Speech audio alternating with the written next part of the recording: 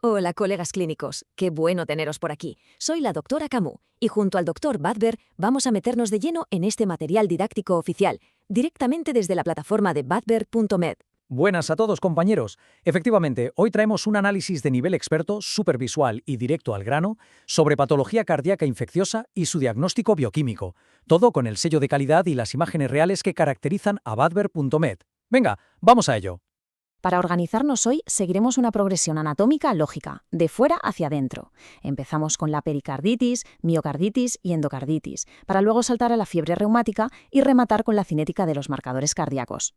Arrancamos con la primera sección y la capa más externa, la pericarditis. A ver, hay una distinción etiológica fundamental que debemos tener clarísima desde el principio. La pericarditis primaria, esa que es por infección directa por virus como el Coxsackie B o por tuberculosis, es francamente rara, casi nunca la vemos. En nuestro día a día, a lo que nos enfrentamos casi siempre es a la variante secundaria, es decir, la que aparece después de un infarto agudo de miocardio, por un lupus eritematoso sistémico o en pacientes con uremia severa. Y ojo a la clínica cuando nos llega el paciente a urgencias. Nos relatará un dolor precordial que irradia claramente al trapecio y que empeora muchísimo al inspirar. Si a esto le sumáis que los ruidos cardíacos se escuchan apagados y distantes y notáis distensión en la vena yugular, cuidado, que nos vamos a un taponamiento cardíaco y a un cuadro de shock. El diagnóstico definitivo ahí es claro, pericardiocentesis. Sacamos ese líquido y directo al laboratorio para tinción de Gram, Thiel-Nielsen y cultivos. En la sangre veremos leucocitosis con neutrofilia y una velocidad de sedimentación globular altísima. Y un detalle clave para no confundirnos, las enzimas cardíacas suelen estar completamente normales. Como mucho, y digo como mucho, podéis ver una ligera subida de la CKMB por la inflamación adyacente, pero nada que ver con los niveles de un infarto. Pasamos al punto 2, la miocarditis. Dejamos el saco exterior y entramos al músculo. Aquí la cosa se pone interesante. Hablamos de un daño directo que causa degeneración en los miocitos plagado de infiltrados linfocíticos. Si hablamos de virus, el Coxsackie B es el culpable en el 50% de los casos, seguido por el VIH o el citomegalovirus. Aunque si estáis en zonas endémicas, el parásito Trypanosoma cruzi, el responsable del Chagas, exige máxima alerta. Es un verdadero camaleón clínico, puede ser completamente asintomático o presentarse como una insuficiencia cardíaca fulminante que te puede derivar en miocardiopatías dilatadas, hipertróficas o restrictivas. Y aquí viene la trampa diagnóstica. Te da taquicardia, arritmias, disnea y, a diferencia de la pericarditis, aquí sí se elevan las enzimas cardíacas. O sea, imita a la perfección un infarto agudo de miocardio. Frecuentemente es silente en laboratorios básicos y lo pillamos por el electro. Al final, la clínica no basta. Dependemos de una serología muy específica para saber exactamente qué bicho nos está atacando. Vamos a la sección 3. Nos adentramos aún más, directo al revestimiento interno y las válvulas con la endocarditis. Fijaos bien en esta impresionante pieza anatómica directamente del archivo visual de badber.med. Lo que estáis viendo es la lesión patognomónica de la endocarditis, la vegetación. Es literalmente una masa letal y adherente. Está formada por residuos trombóticos, donde las bacterias se instalan, montan su campamento base y empiezan a destruir sin piedad la estructura de la válvula. Pero, ¿cómo llegamos a formar semejante desastre? La dinámica vascular nos lo explica. Todo empieza invariablemente con un daño endotelial previo. Imaginaos un flujo de sangre a altísima velocidad rozando la zona. Ese roce forma un trombo estéril, como un intento del cuerpo de poner un parche.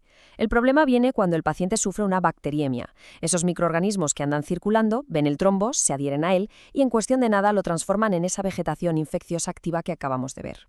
A nivel clínico hay que distinguir el perfil del paciente.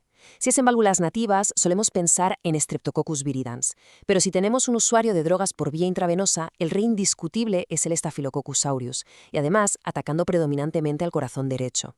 Esto te puede dar desde un cuadro gradual hasta una sepsis brutal con escalofríos.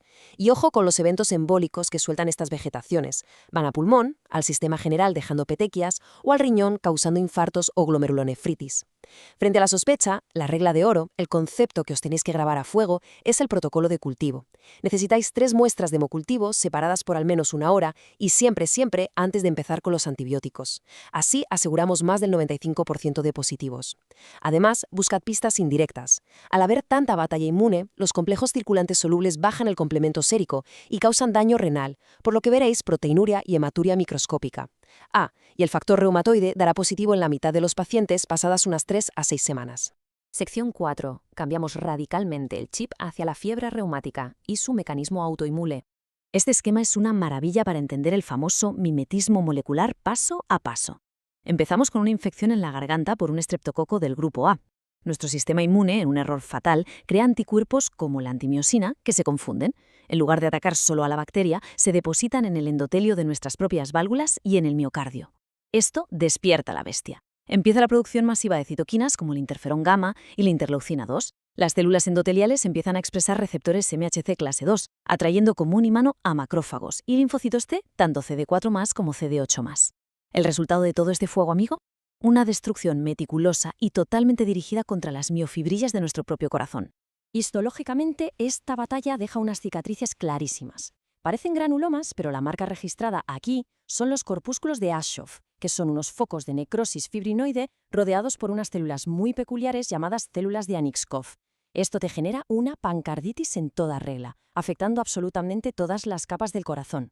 Para no fallar en el diagnóstico clínico, utilizamos los criterios mayores de Jones: carditis, poliartritis migratoria, esos movimientos involuntarios de la corea de Sydenham, el eritema marginado y nódulos subcutáneos. Los menores serían fiebre o artralgia.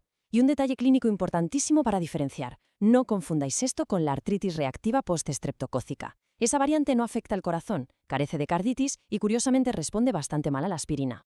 El reto en el laboratorio es la temporización. Para cuando el paciente llega con todo este cuadro articular o cardíaco, el cultivo de garganta original ya suele dar negativo. Por tanto, tenemos que rastrear la huella inmunológica.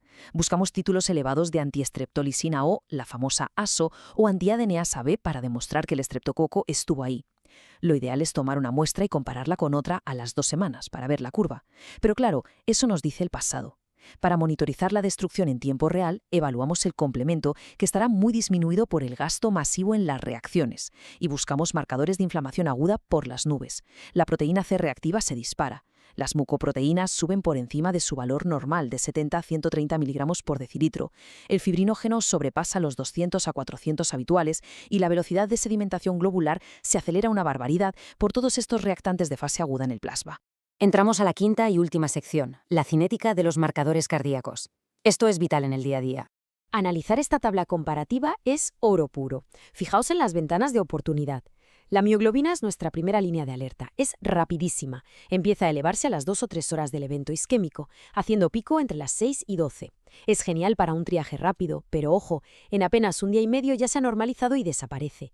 En cambio, las troponinas, tanto la I como la T, son las verdaderas protagonistas aquí. Ofrecen una sensibilidad y especificidad brutal para el infarto. Empiezan a subir a las 3 o 4 horas y alcanzan el máximo entre las 12 y 20 horas. Pero la gran ventaja es que mantienen su elevación en sangre por muchísimo tiempo. La troponina T, por ejemplo, puede tardar hasta 14 días en normalizarse. Esto nos da un margen inmenso para diagnosticar a esos pacientes que acuden a urgencias días después del inicio del dolor.